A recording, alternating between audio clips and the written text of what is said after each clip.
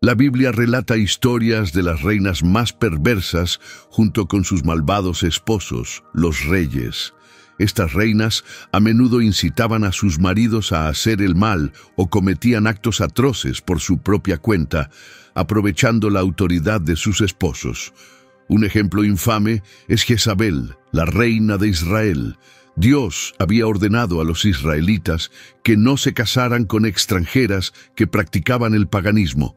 Sin embargo, Acab ignoró este mandato y eligió como esposa a Jezabel, una princesa de Sidón e hija de Etbaal, rey de los sidonios. Juntos, Acab y Jezabel sumieron al reino de Israel en un pecado aún más profundo de idolatría, promoviendo el culto a Baal en toda la nación. Jezabel provenía de una línea de realeza fenicia. Su padre, Etbaal, era tanto rey como sacerdote en las ciudades de Tiro y Sidón.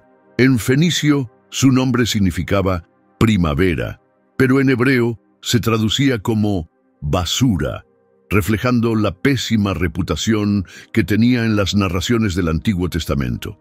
Acab, esposo de Jezabel, gobernó Israel en ese periodo y se hizo famoso por su maldad, superando incluso a Jeroboam en idolatría. Según el libro bíblico de Reyes, Acab fue el rey más pecador de Israel, causando un gran desastre durante sus 22 años de reinado. Jezabel, como su esposa, claramente ejerció una gran influencia sobre él, utilizándolo como una herramienta para cumplir sus oscuros propósitos con facilidad.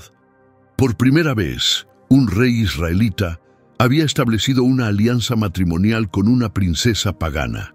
Jezabel era una fiel seguidora de Baal y decidió reemplazar la adoración al Dios verdadero con los siniestros rituales de Baal, Primera Reyes 18:19. Por tanto, convoca a todo Israel en el monte Carmelo, junto con los 450 profetas de Baal y los 400 profetas de Asera que comen en la mesa de Jezabel.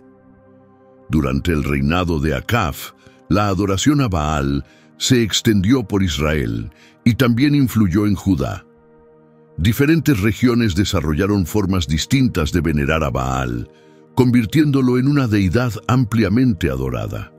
En varios lugares se enfatizaban atributos específicos de Baal, dando lugar a distintas facciones dentro del baalismo.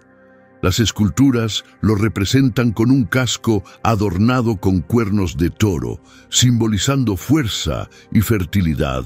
En una mano sostiene un mazo o garrote, que probablemente representa el trueno, y en la otra una lanza con hojas, que simboliza tanto el relámpago como la vegetación.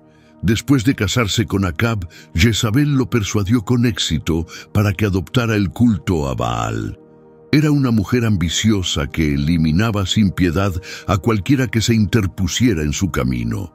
Sin escrúpulos ni miedo al juicio divino o humano, promovió con fervor sus creencias paganas y se esforzó en mantener la grandeza de la idolatría que la rodeaba. Sus acciones afectaron profundamente tanto al reino de Israel como al de Judá. El capítulo 21 del libro de Reyes describe el trágico final de Jezabel y Acab. Pocas parejas en la Biblia son tan despreciables como el rey Acab y la reina Jezabel. Al final de un rey, sus actos repugnantes e inmorales quedan completamente expuestos. Carentes de liderazgo inspirador, dependían de la manipulación, la avaricia y la astucia para alcanzar sus ambiciones. La historia se sitúa en Jezreel, donde estaba su residencia real. Junto a este palacio se encontraba un viñedo perteneciente a Nabot de Jezreel, que Acab codiciaba para convertirlo en un huerto. Sin embargo, Nabot se negó a vender o intercambiar su tierra, siguiendo la ley israelita que establecía que la propiedad debía permanecer en la familia a la que originalmente se le había asignado. Números 36:7.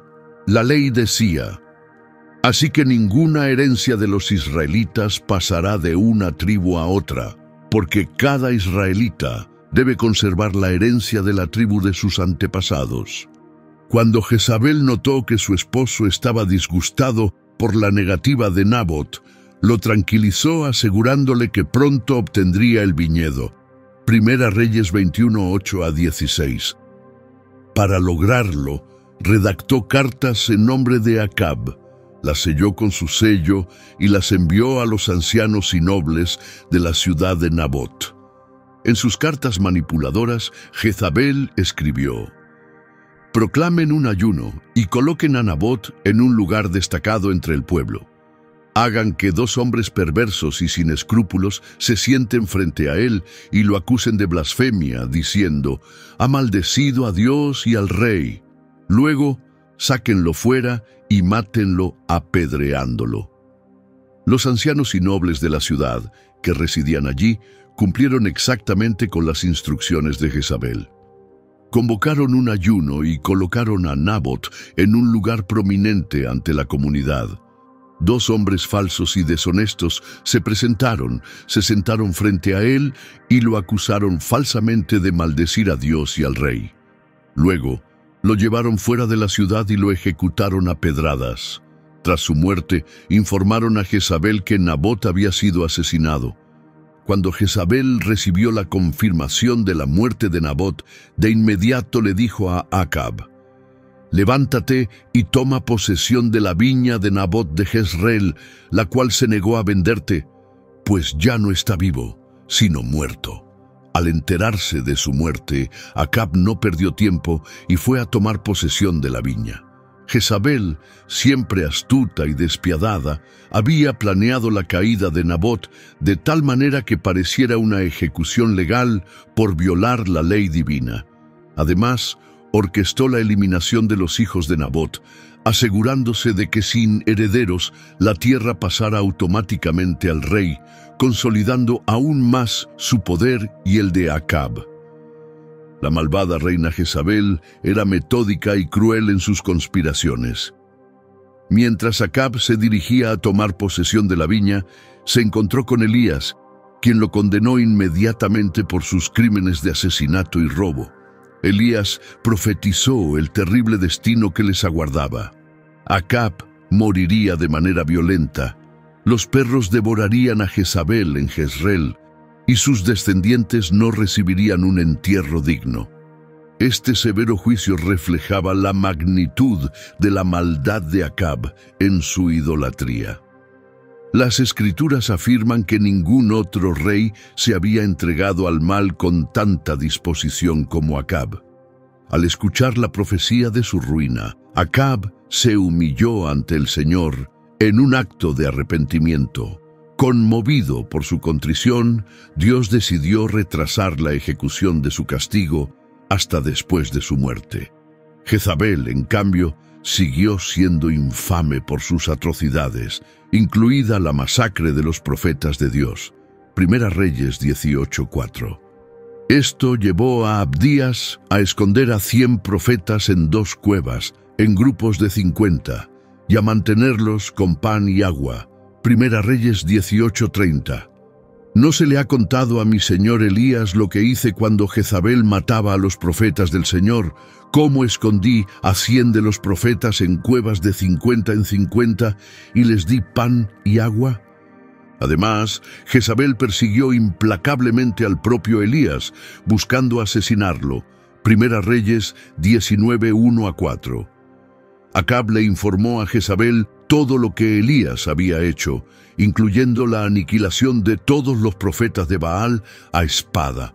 En represalia, Jezabel envió un mensajero a Elías con una amenaza de muerte, diciendo: «Que los dioses me castiguen severamente si mañana a esta hora no te he dado muerte como a ellos».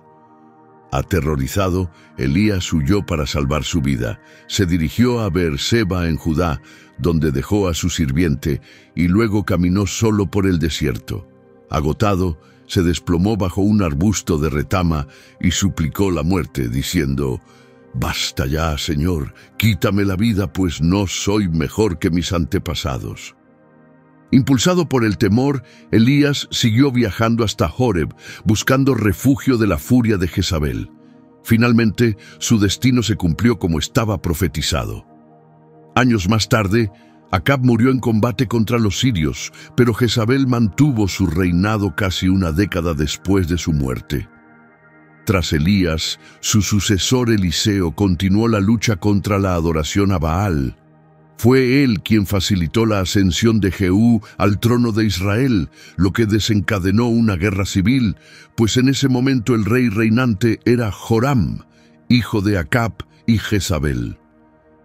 Jehú, quien había servido como auriga de Acab y Joram, se encontraba estratégicamente ubicado en la frontera de Israel con Damasco y Asiria.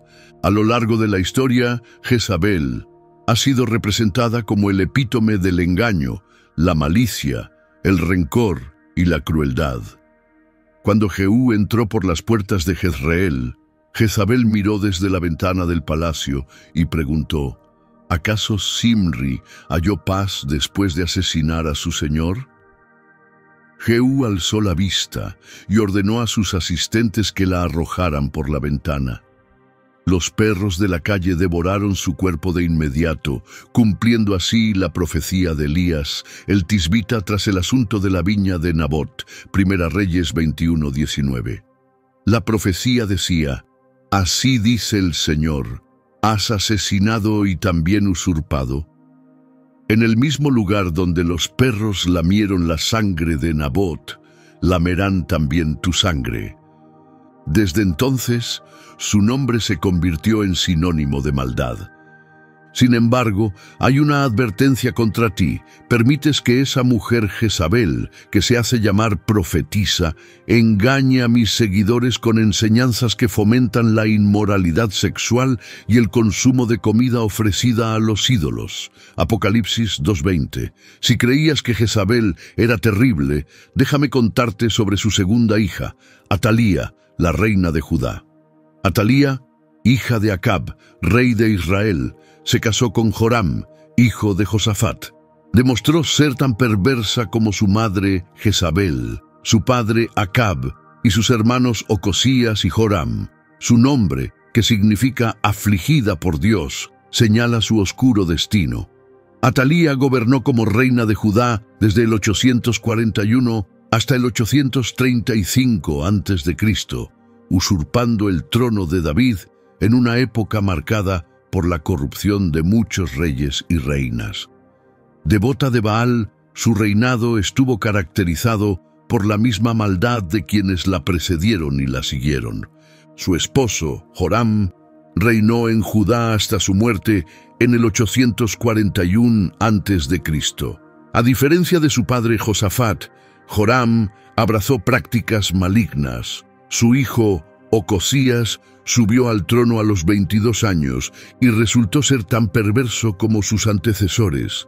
Bajo la influencia de Atalía, Ocosías llevó a cabo numerosas acciones malvadas, 2 Crónicas 22:3, pues su madre lo aconsejaba e incitaba al mal.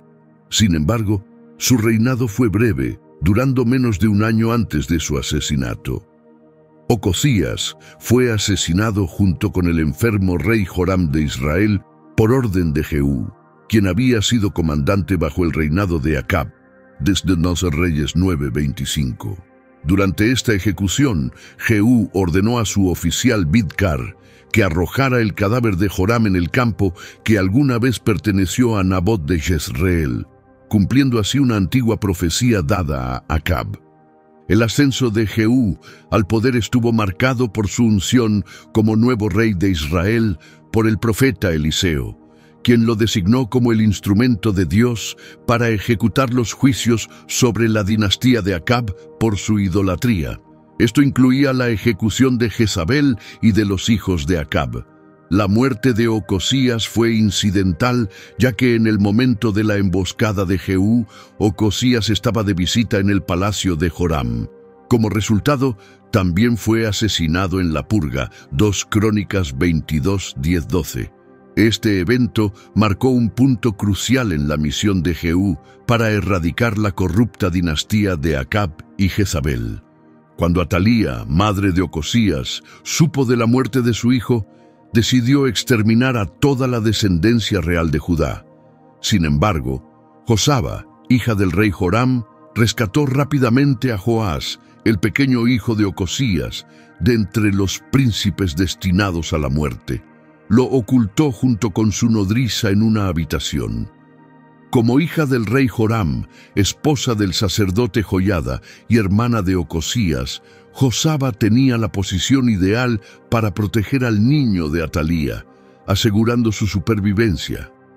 Durante 6 años, mientras Atalía gobernaba tiránicamente, Joás permaneció escondido en el templo de Dios. Impulsada por la pérdida y la oscura influencia que se cree provenía de Satanás, quien buscó cortar la línea mesiánica en el pasado y lo intentaría nuevamente en el futuro, Atalía tomó medidas drásticas al reclamar el trono mediante el asesinato de sus propios nietos. Sin embargo, movida por la promesa divina en Génesis 3:15, que aseguraba la preservación del linaje del cual surgiría Jesucristo, Josaba fue inspirada a esconder a su sobrino. Durante esos 6 años, Joás fue criado y protegido en el templo por el sacerdote Joiada, manteniéndose fuera del alcance de Atalía. 2 Reyes 11:2. Josaba, hija del rey Joram de Judá y media hermana de Ocosías, salvó a Joás, el hijo de Ocosías, de la muerte segura que aguardaba a los hijos del rey. Lo rescató del peligro y lo ocultó junto con su nodriza en una habitación, protegiéndolo así de Atalía y asegurando su supervivencia. 2 Crónicas 24:7. Los hijos de Atalía, reflejando la maldad de su madre, habían profanado la casa de Dios, utilizando los objetos sagrados dedicados al Señor para el culto de Baal. Sin que Atalía lo supiera, un nieto había sobrevivido a su brutal masacre. Al igual que sus predecesores, Atalía era una ferviente seguidora de Baal, un dios ampliamente adorado en Canaán y Fenicia. Durante la época del rey Acab y la reina Jezabel, la adoración a Baal alcanzó su punto máximo en Israel, lo que llevó a Dios a intervenir directamente contra esta idolatría a través de su profeta Elías. Para demostrar su supremacía sobre Baal, Dios envió una sequía de 3 años y medio, subrayando que solo él tenía control sobre los elementos naturales. La adoración a Baal se había infiltrado en las prácticas religiosas judías desde la época de los jueces. Después de 6 años de reinado de Atalía, el sumo sacerdote Joiada tomó medidas decisivas. Estableció guardias en el templo y organizó una ceremonia pública para coronar a Joás como el legítimo rey. Cuando Joás fue ungido, la asamblea estalló en aplausos y aclamaciones, gritando: ¡Viva el rey! 2 Reyes 11:12. Joiada entonces le entregó la corona y el testimonio, la copia de la ley de Moisés, consolidando así su ascenso al trono. La multitud, llena de júbilo, reafirmó su lealtad con vítores de ¡Viva el rey! 2 Crónicas 23:12-13. Cuando Atalía escuchó el bullicio del pueblo corriendo y celebrando al rey, se dirigió al templo del Señor para averiguar lo que sucedía. Al llegar, vio al joven rey de pie junto a su columna en la entrada. Oficiales y trompeteros lo rodeaban, mientras el pueblo de la tierra tocaba trompetas y los músicos dirigían las alabanzas con sus instrumentos. Enfurecida, Atalía rasgó sus vestiduras y gritó: ¡Traición! ¡Traición! Había llegado al templo guiada por el alboroto, solo para descubrir que el joven rey, a quien creía muerto, había sido coronado y era respaldado por la multitud jubilosa. La visión del niño rey y el abrumador apoyo popular debieron aumentar su conmoción y temor. Ignorada por la multitud y vista como la verdadera usurpadora, sus gritos de traición no encontraron respuesta. El sacerdote Joiada entonces ordenó que Atalía fuera llevada fuera del templo, pero específicamente instruyó que no fuera ejecutada dentro del recinto sagrado. En su lugar, fue conducida a la Puerta de los Caballos, donde fue ejecutada por sus numerosos crímenes contra Judá. Esta historia sirve como recordatorio de que, mientras algunos ascienden al poder, movidos por una pasión genuina por su causa y un sentido de deber, otros buscan el liderazgo únicamente para ejercer control y disfrutar de la embriagadora sensación de superioridad que conlleva el poder. En muchos casos no se necesita mucho tiempo para discernir la verdadera naturaleza de un líder. La situación con Atalía quedó clara de inmediato.